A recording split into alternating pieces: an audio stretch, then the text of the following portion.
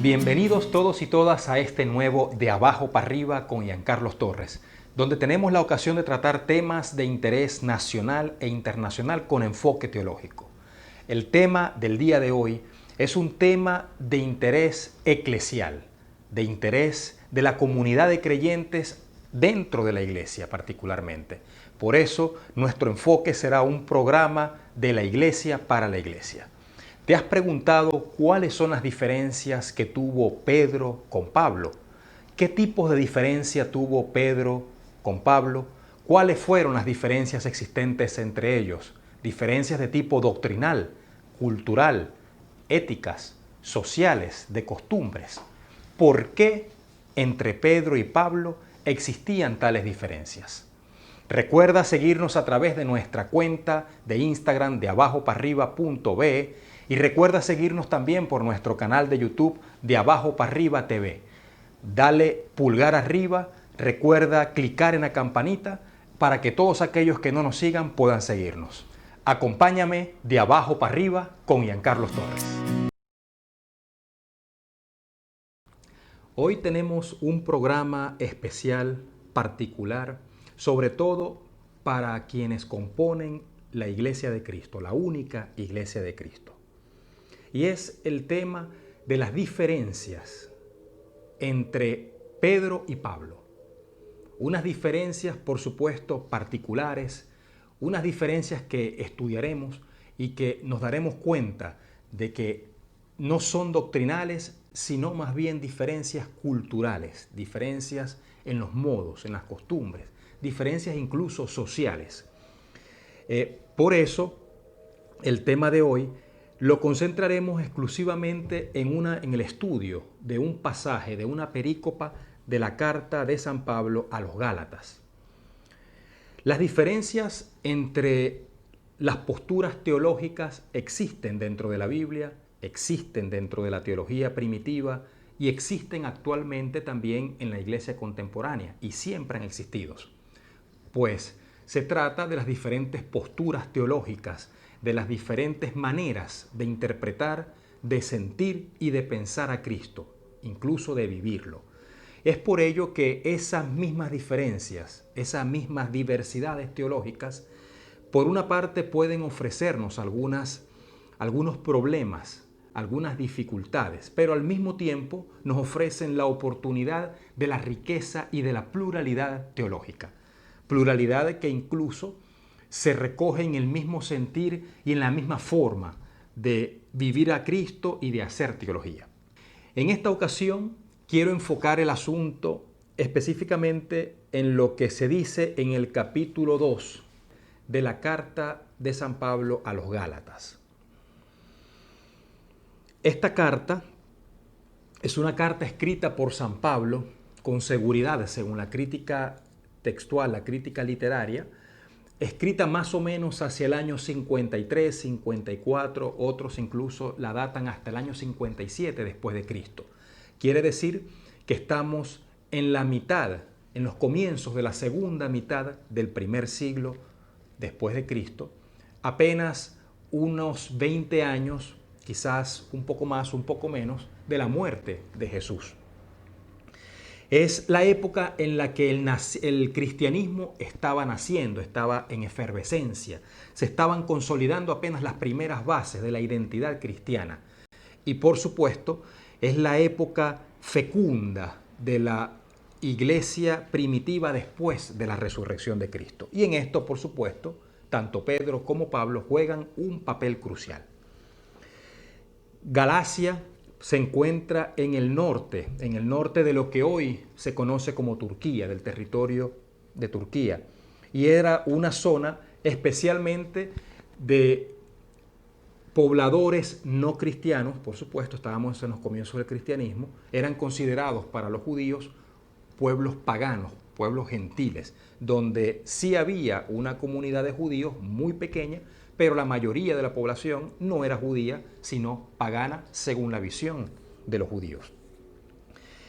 Y quiero leer entonces el texto, exclusivamente el de la carta de San Pablo a los Gálatas, que dice así. Capítulo 2, versículos del 11 al 14. Cuando vino Cefas a Antioquía, me enfrenté a él, porque su actitud era censurable. Resulta que antes que llegaran algunos de parte de Santiago, comía en compañía de los gentiles. Pero una vez que aquellos llegaron, empezó a evitarlos y a apartarse de ellos, por miedo a los circuncisos. Y los demás judíos disimularon como él, hasta el punto de que el mismo Bernabé se vio arrastrado a la simulación. Pero en cuanto vi que no procedían rectamente conforme a la verdad del Evangelio, dije a Cefas en presencia de todos: si tú, siendo judío, vives como gentil y no como judío, ¿cómo fuerzas a los gentiles a que vivan como judíos? Estos son los versículos del 11 al 14 del segundo capítulo de la carta a los Gálatas, donde Pablo se enfrenta a Pedro y le hace un reclamo. Este es un texto tradicional que ha dado pie a muchas interpretaciones de todo tipo durante la tradición de estos 2000 años de la Iglesia.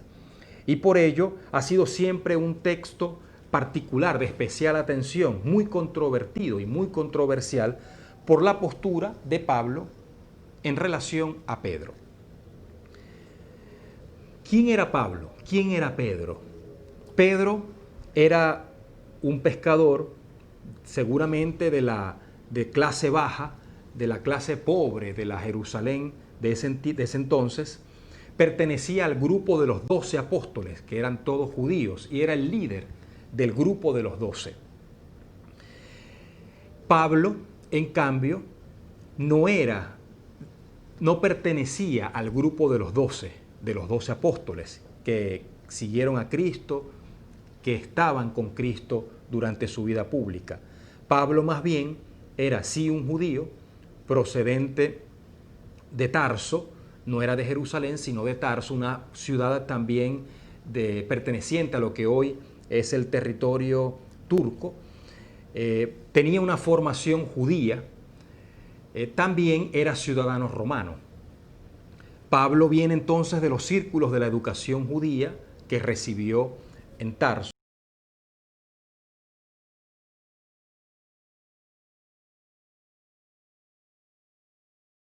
Antes de su conversión. Por lo tanto, se supone que era un hombre celoso de las reglas, del cumplimiento de la ley judía. Y en ese sentido perseguía a los cristianos que, según él, según su celo, violaban la tradición judía, los perseguía para apresarlos y luego ser condenados. Entonces, entre Pedro y Pablo existían grandes diferencias de tipo culturales por la procedencia de cada uno. Pedro pertenecía al grupo de los 12, era un judío de los 12.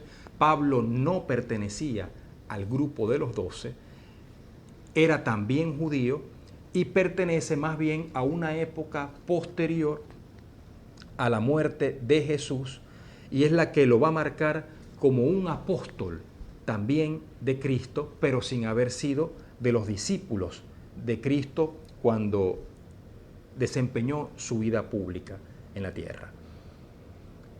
¿Cuál es el trasfondo de esta discusión? ¿Qué es lo que hay detrás de esta discusión? Acompáñame y sigamos conversando sobre el tema.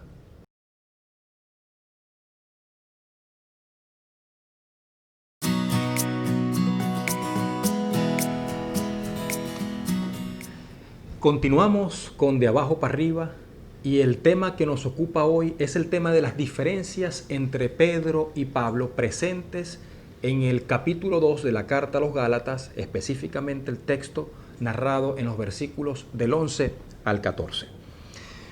Estas diferencias existentes entre ambos gigantes del cristianismo primitivo, sin duda que ha dado pie a muchísimas interpretaciones, hasta superficiales, en la tradición de nuestra iglesia. Unas llevan a una justificación casi anárquica de la postura de Pablo y que ha inspirado a personajes y grupos a desconocer, por supuesto, el primado de Pedro en la iglesia. Y otras también han llevado a aniquilar quizás a veces las diferencias existentes entre estos dos personajes, a afirmarlas también y más bien a aniquilar o a no justificar lo que es natural, las diferentes posturas teológicas, a veces culturales, sociales y éticas en los comportamientos de la vida cotidiana.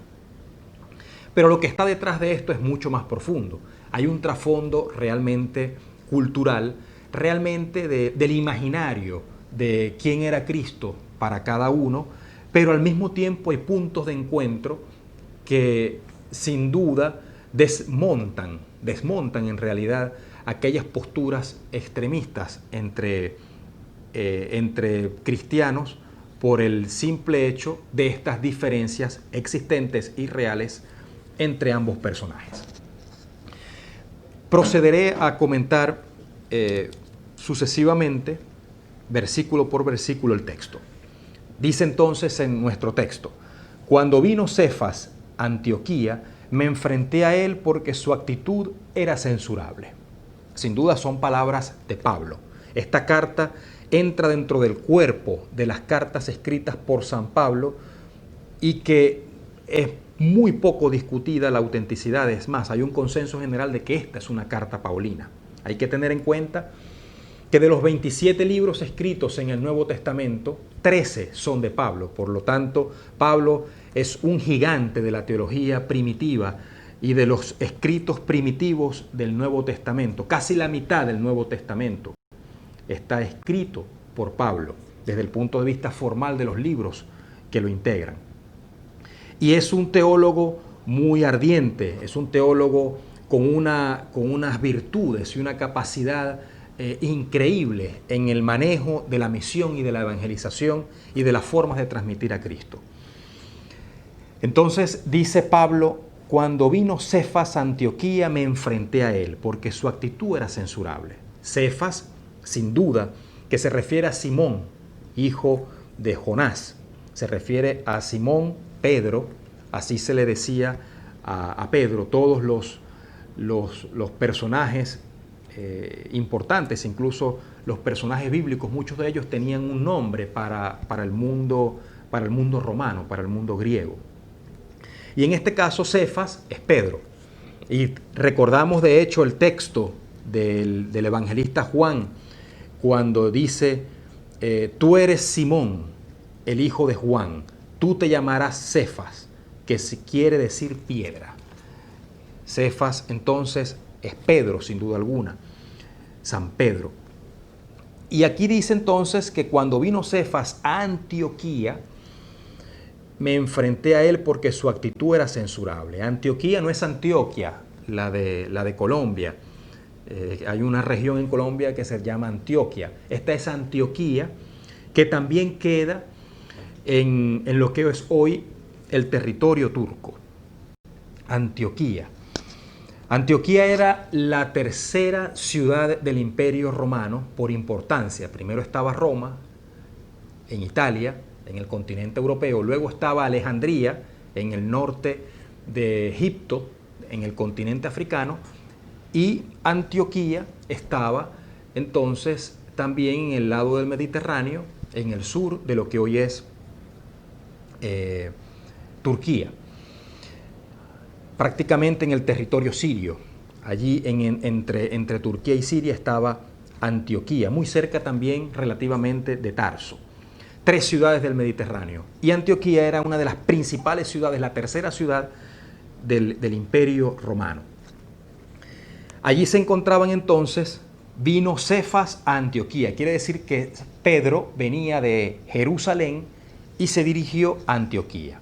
Resulta que antes de que llegaran, algunos de parte de Santiago comía en compañía de los gentiles. Quiere decir que antes de que algunos de parte de Santiago llegaran a Antioquía, Pedro estaba comiendo en compañía con algunos gentiles. Quiere decir que Pedro estaba compartiendo la mesa con algunos de los gentiles, de algunos de los paganos. Recordemos que Antioquía era una población en su mayoría paganos. Pero una vez que aquellos llegaron, empezó a evitarlos y a apartarse de ellos por miedo a los circuncisos. En realidad, existe en el trasfondo de estas comidas una gran tensión entre la cultura judía. Los judíos consideraban que no podían sentarse a comer con los paganos. Los paganos son todos aquellos que no creían que no pertenecían al mundo judío, no creían por tanto en la ley mosaica, no la practicaban y no pertenecían al mundo judío. Estaban allí comiendo Pedro con esos paganos y las diferencias entre ellos eran muy fuertes, no solamente al momento de las comidas, sino también con el tema de cumplir la ley, que implicaba practicar además algunas reglas entre los comensales y algunas normas de purificación de alimentos.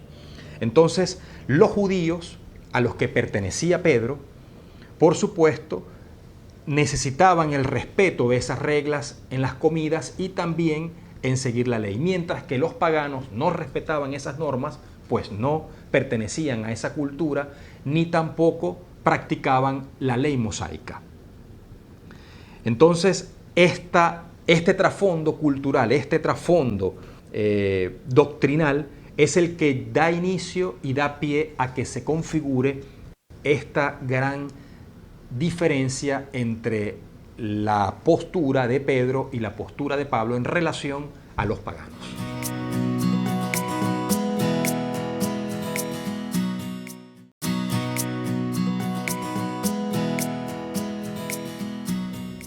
Continuamos con nuestro programa acerca de las diferencias entre Pedro y Pablo contenidas en el capítulo 2 de la carta a los Gálatas. Antioquía entonces es el escenario de esta controversia. Recordemos que en Antioquía fue donde por primera vez se llamaron a los seguidores de Cristo cristianos y los pobladores de esta región, en su mayoría paganos, comenzaron a llamarse incluso con nombre propio Cristo. Entonces los padres le colocaban a sus hijos Cristo como nombre propio. Bien, en estas diferencias existían dos posturas. La postura de los judíos que no aceptaban comer con los paganos, quedarse a dormir con los paganos en casa de un pagano, y tenían unas gran diferencias cultural entre judíos y paganos. Eran rechazados por el mundo judío, estos paganos, sobre todo porque no cumplían las leyes, no cumplían la Torá y no cumplían las prácticas sociales y los comportamientos de los judíos. Entonces, cuando aquí dice el texto, resulta que antes de que llegaran algunos de parte de Santiago, esos algunos de parte de Santiago se supone que puedan ser un grupo de los seguidores de Santiago que estaban también presentes en esa reunión. Santiago, luego de Pedro, era el personaje más importante de la iglesia de Jerusalén en esos orígenes. De hecho, era el cabecilla del grupo de los judíos en la iglesia de Jerusalén en ese tiempo. Y algunos de los seguidores de Santiago se supone que pudieran ser muy celosos de estas leyes judías, pues todavía no se habían separado del todo de las costumbres judías a pesar de que eran cristianos. Entonces existía ese celo entre los seguidores de Santiago, la postura de los judaizantes, de los que querían ser cristianos pero manteniendo las normas de la ley judía, y la postura de Pablo más abierta, más liberal si se quiere, de aceptar a los paganos tal cual como eran, pues si ellos eran ya paganos y eran de otras costumbres, eran griegos, eran lo que hoy es Turquía, eran de otras regiones y de otras poblaciones, ¿por qué había que imponerles la ley mosaica si ya todos eran cristianos? Entonces, dice el texto, resulta que antes de que llegaran algunos de parte de Santiago, Pedro comía en compañía de esos gentiles. Pero una vez que aquellos llegaron, empezó a evitarlos y a apartarse de ellos por miedo a los circuncisos. Los circuncisos son entonces esos judíos que habían tenido la circuncisión, es una de las normas del mundo judío. y los demás judíos disimularon como él, hasta el punto de que el mismo Bernabé se vio arrastrado a la simulación. Quiere decir que cuando Pedro se aparta en la mesa, porque estaban llegando los demás judíos allí y lo iban a ver, Pedro se aparta, le saca el cuerpo, disimula que estaba con ellos, y es entonces cuando se genera la disputa, porque los demás judíos también hicieron lo mismo, incluso Bernabé, que era judío, pero de origen griego, pertenecía a otra población, no era de los judíos conservadores, si se quiere, y ni era judío de Jerusalén, sino un judío de la Grecia, de Chipre, y debía ser un poco más abierto en relación a las costumbres sociales. Es entonces cuando dice el texto que también Bernabé se ve arrastrado a la simulación. Y lo que el texto griego dice específicamente cuando se habla de esa simulación y de ese disimulo, el texto griego usa la palabra hipocrisei. Te hipocrisei quiere decir la hipocresía. Y Pablo entonces acusa tanto a Pedro como a Bernabé de tener un comportamiento hipócrita, un comportamiento que simula lo que realmente no creían.